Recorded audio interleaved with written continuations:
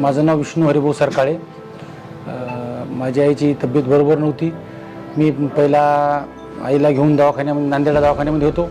नंतर मग बहिणीच्या घरी आणलं। काही 15 दिवसाच्या नंतर माझ्या आईची तब्येत पुन्हा बिघडली। त्यामुळे मग नंतर मी हिंगोलीमध्ये ॲडमिट केलं। माझ्या आईला दवाखान्यामध्ये घेईन गेले। नंतर बांगर साहेबाला फोन करून बांगर साहेबांना डॉक्टरशी बोलून माझ्या आईला दवाखान्यात ॲडमिट केलं। 15 दिवस ते दवाखान्यामध्ये राहिलो।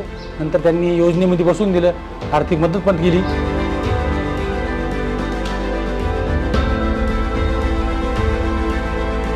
नंतर बांगर साहेबांचे आणि मी मुख्यमंत्री योजनेचे मुख्यमंत्र्यांचे पण आभार मानतो।